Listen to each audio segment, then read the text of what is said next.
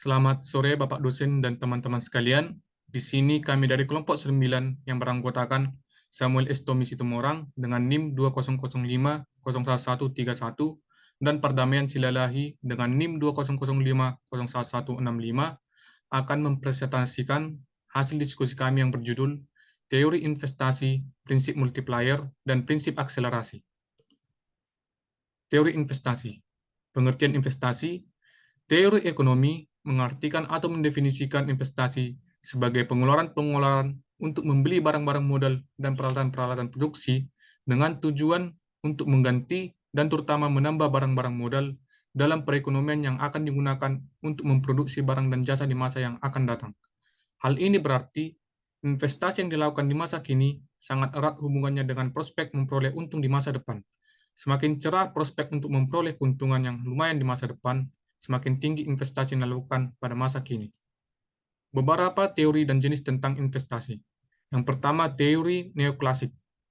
Teori neoklasik menekankan pentingnya tabungan sebagai sumber investasi. Investasi dipandang sebagai salah satu penggerak utama pertumbuhan ekonomi dan pembangunan. Makin cepat perkembangan investasi ketimbang laju pertumbuhan penduduk, makin cepat perkembangan volume stok kapital rata-rata per tenaga kerja. Makin tinggi rasio kapital per tenaga kerja, cenderung makin tinggi kapasitas produksi per tenaga kerja.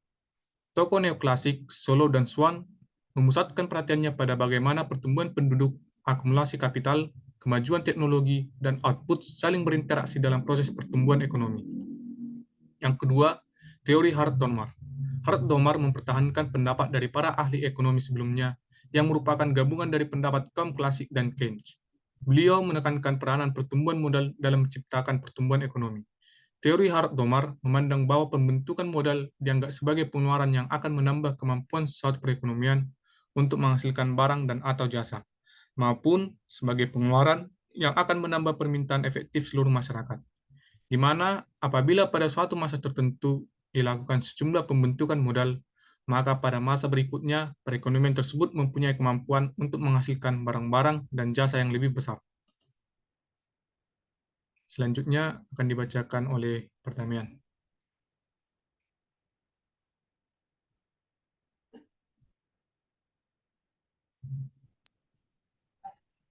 Jenis-jenis investasi. Investasi otonom atau autonomous investment, dari investasi yang terdorong atau indexed investment. Investasi otonom adalah investasi yang bebas dilakukan tanpa terpengaruh atau terdorong oleh faktor lainnya. Umumnya jenis investasi ini dilakukan oleh pemerintah dengan landasan pertumbuhan ekonomi berikutnya. Misalnya investasi untuk pembuatan jalan, jembatan, dan infrastruktur lainnya. Sedangkan investasi yang terdorong adalah investasi yang dilakukan sebagai akibat kenaikan permintaan atau dorongan pemerintah. Dengan demikian, investasi otonom dan investasi yang terdorong adalah saling mendukung satu sama lain. Dengan investasi otonom diharapkan akan meningkatkan permintaan yang pada gilirannya akan mendorong investasi. Lanjut. Public investment dan private investment.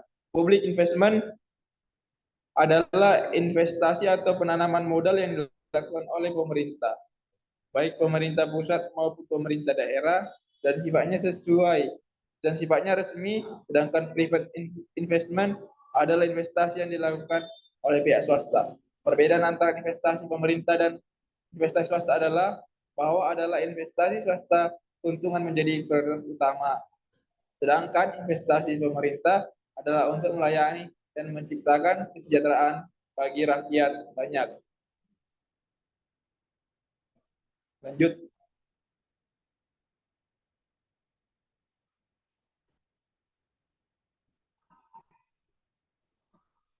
Domestic investment dan foreign investment.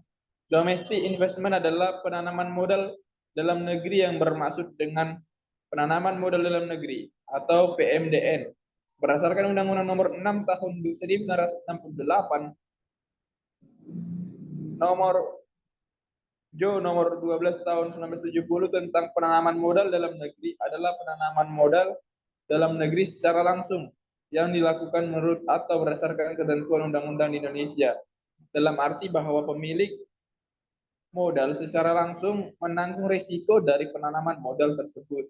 Pengertian dan modal dalam negeri adalah bagian daripada kekayaan masyarakat Indonesia, termasuk hak dan benda-benda baik yang dimiliki oleh negara maupun swasta nasional atau swasta asing yang berdomisili di Indonesia yang disisihkan atau disediakan guna menjalankan suatu usaha sepanjang modal tersebut tidak diatur oleh ketentuan-ketentuan pasal 2 Undang-Undang Nomor 1 tahun 1967 tentang penanaman modal asing. Lanjut.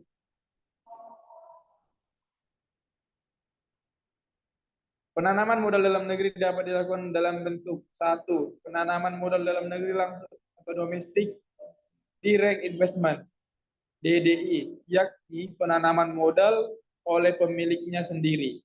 Dua, penanaman modal dalam negeri tidak langsung atau domestic indirect investment DII, yakni melalui pembelian obligasi-obligasi, surat-surat kertas perbendaharaan negara, emisi-emisi lainnya, atau saham-saham yang dikeluarkan oleh perusahaan, serta deposito dan tabungan yang berjangka sekurang-kurangnya 1 tahun. Sedangkan proyek investment adalah penanaman modal asing.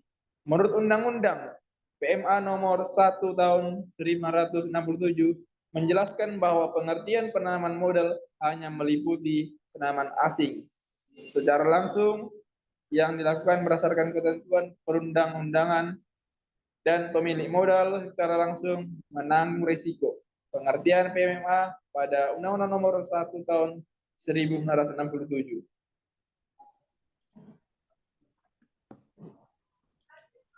Tiga faktor-faktor yang mempengaruhi tingkat investasi. Yang pertama, tingkat keuntungan yang diperoleh. Investor akan menanamkan modalnya pada jenis investasi yang memberikan prospek yang baik dan menguntungkan. Bila investasi yang dipilih sudah tidak menguntungkan lagi, investor akan berpindah pada jenis lain yang lebih menguntungkan. Investor harus lebih selalu mengamati kinerja perusahaan tempat ia menanamkan modalnya. Naik turunnya saham dapat menjadi indikator apakah perusahaan tersebut memiliki kinerja yang baik atau tidak. Yang kedua, tingkat suku bunga. Investasi merupakan fungsi dari tingkat suku bunga. Hubungan antara investasi dengan suku bunga adalah negatif. Bila suku bunga tinggi, maka jumlah investasi menurun. Begitu pula sebaliknya. Jumlah investasi akan semakin banyak pada saat tingkat suku bunga relatif rendah. 3. Ramalan kondisi di masa depan. Apabila diramalkan kondisi ekonomi di masa yang akan datang, menggairahkan dan memiliki prospek yang menguntungkan, maka akan mendorong pertumbuhan investasi. Pertumbuhan yang tinggi dan tingkat harga yang stabil menjadi pemicu laju investasi. Semakin baik kondisi perekonomian akan meningkatkan tingkat keuntungan para pengusaha. Yang keempat, kemajuan teknologi. Teknologi tinggi dan tepat guna mampu meningkatkan produktivitas sehingga mendorong pertumbuhan ekonomi. Karena produktivitas yang tinggi akan meningkatkan pendapatan perusahaan dan pada akhirnya akan dinikmati oleh pekerja. Meningkatnya pendapatan akan mendorong jumlah konsumsi sehingga mendorong laju investasi. Bila kondisi ini tercipta secara terus-menerus akan mempercepat laju pertumbuhan ekonomi. 4. Kaitan antara investasi dengan kebijakan moneter. Saat perekonomian menghadapi masalah kemunduran ekonomi, untuk mengatasi masalah tersebut, maka Bank Sentral akan menerapkan instrumen kebijakan moneter. Salah satu di antaranya yang berpengaruh terhadap investasi adalah dengan menerapkan suku bunga. Bank Indonesia merupakan sebagai salah satu lembaga pemerintah yang berwenang dan bertanggung jawab dalam menstabilkan perekonomian di Indonesia dengan menerapkan salah satu instrumen kebijakan moneter dalam hal ini, yaitu suku bunga Bank Indonesia untuk mengendalikan nilai tukar rupiah. Jika dilihat dari kebijakan moneter, investasi lebih banyak dipengaruhi oleh suku bunga real. Suku bunga real dipengaruhi oleh Bank Indonesia Rate. Suku bunga merupakan faktor penting di dalam mengambil keputusan untuk berinvestasi atau tidak berinvestasi di masa depan. Peningkatan suku bunga mengakibatkan investasi mengalami penurunan, begitu juga sebaliknya. Apabila suku bunga turun, maka investasi akan mengalami suatu peningkatan. Hal ini disebabkan karena biaya dari investasi mengalami penurunan. Selanjutnya akan dibacakan oleh Pardamian. Prinsip multiplier.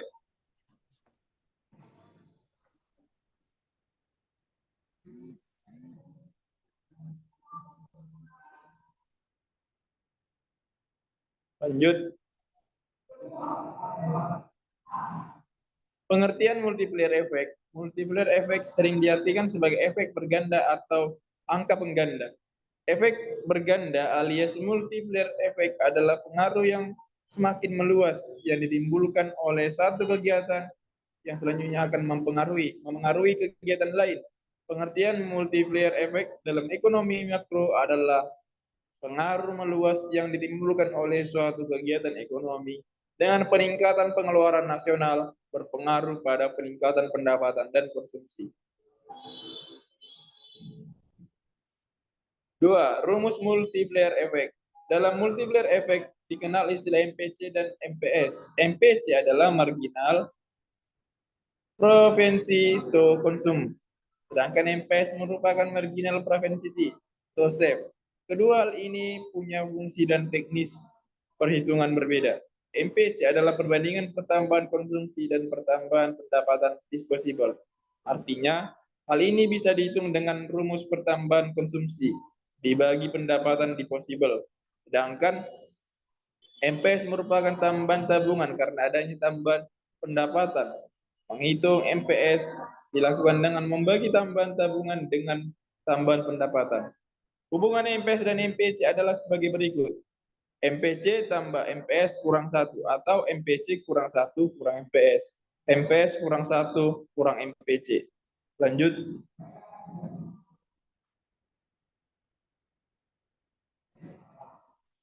Lalu untuk menghitung multiplier efek bisa dilakukan dengan cara 1.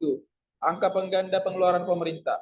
Angka pengganda pengeluaran pemerintah merupakan angka perbandingan antara berubahnya jumlah pendapatan nasional sebagai akibat dari berubahnya pengeluaran pemerintah. AY sama dengan 1 per MPS kali AG. Keterangan, AY sama dengan perubahan pendapatan nasional. AG merupakan pengeluaran pemerintah. Lanjut.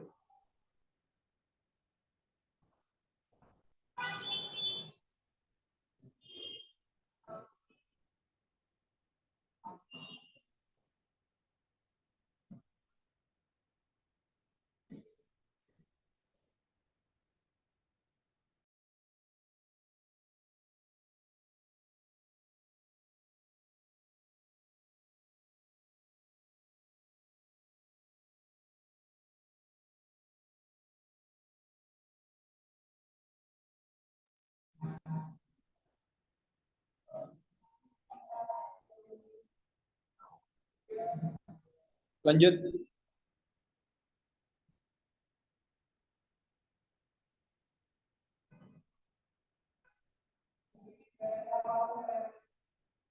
Dua, angka pengganda pajak. Angka pengganda pajak merupakan perbandingan antara perubahan pendapatan nasional dengan perubahan pajak. Rumus multiplier efek ini digunakan ketika adanya perubahan pajak yang ditetapkan pemerintah. Delta Y sama dengan minus MPC per MPS kali delta T. Keterangan, delta Y sama dengan perubahan pendapatan nasional, delta T sama dengan perubahan pajak. Lanjut. Angka pengganda investasi. Angka pengganda investasi merupakan angka yang menunjukkan perbandingan antara perubahan tingkat pendapatan nasional dengan perubahan investasi. Delta Y sama dengan 1 per MPS kali delta I. Keterangan, delta Y perubahan pendapatan nasional. Delta I sama dengan perubahan investasi. Lanjut. Di sini terdapat contoh soal. Diketahui bahwa fungsi konsumsi sama dengan 1000 ditambah 0,8 Y. Kemudian ditanya, hitunglah pendapatan nasional apabila pemerintah menurunkan pajak sebesar 100 triliun. Nah, dari soal diketahui bahwasanya MPC sama dengan 0,8. Jadi seperti rumus yang telah diberikan bahwasanya MPC ditambah MPS itu sama dengan 1. Oleh karena itu diketahui MPC sama dengan 0,8, 0,8 ditambah MPS sama dengan 1, MPS sama dengan 1 dikurang 0,8 sehingga didapat MPS sama dengan 0,2. Rumusnya adalah delta Y sama dengan minus MPC dibagi dengan MPS dikali delta T. Delta Y sama dengan minus 0,8 dibagi dengan 0,2 kemudian dikali dengan minus 100 triliun. Sehingga dapat delta Y sama dengan 400 triliun. Hasil ini berarti bahwa apabila pemerintah menurunkan pajak sebesar 100 triliun, maka pendapatan nasionalnya akan naik menjadi 400 triliun. Ketika pemerintah menurunkan pajak terhadap masyarakatnya, otomatis masyarakat memiliki uang yang lebih untuk belanja lebih banyak. Prinsip akselerasi. Yang pertama, pengertian teori akselerasi. Teori akselerasi adalah, dalam ilmu ekonomi, teori yang menarik perhatian pada hubungan antara peningkatan investasi, pendapatan, dan permintaan. Ini menyatakan bahwa investasi di perusahaan meningkat ketika permintaan meningkat untuk suatu produk atau layanan perusahaan atau pendapatan meningkat karena alasan apapun, seperti dari peningkatan penjualan atau harga yang lebih tinggi. Teori akselerasi juga menyatakan bahwa ketika ada peningkatan permintaan, perusahaan meningkatkan tingkat produksinya untuk meningkatkan pendapatan atau menaikkan harga untuk mempertahankan permintaan, namun mendapatkan lebih banyak pendapatan. Perusahaan yang mengalami peningkatan permintaan akan tumbuh lebih cepat dibandingkan perusahaan lain yang tidak mengalami peningkatan permintaan yang sama. Hal ini karena untuk memenuhi permintaan, perusahaan akan menaikkan harga barang atau meningkatkan investasi atau produksi. Selanjutnya akan dibacakan oleh Pardamian.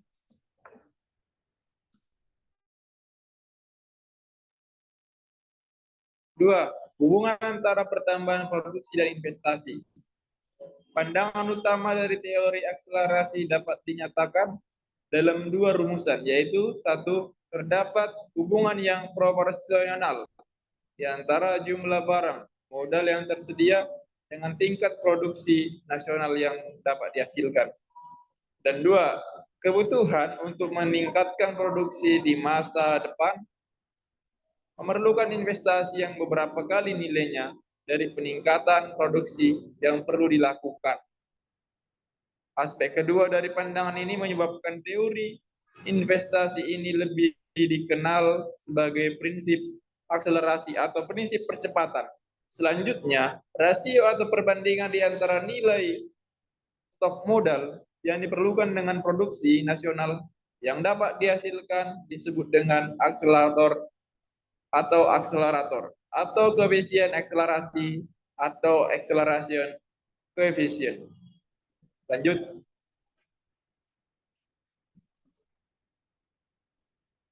Tiga, pengaruh teori akselerasi terhadap pertumbuhan ekonomi.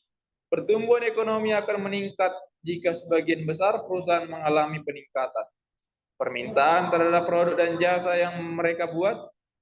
Dampaknya akan membuat perusahaan meningkatkan pengeluaran untuk investasi termasuk membuka lapangan kerja lebih banyak dari sebelumnya. Perubahan kecil saja pada output atau pendapatan nasional meningkatkan permintaan atau penjualan produk konsumsi akan mempercepat perubahan investasi. Jadi, investasi dalam suatu negara tidak tergantung dari tingkat pendapatan, tetapi dari seberapa cepat penjualan produk bisa dilakukan.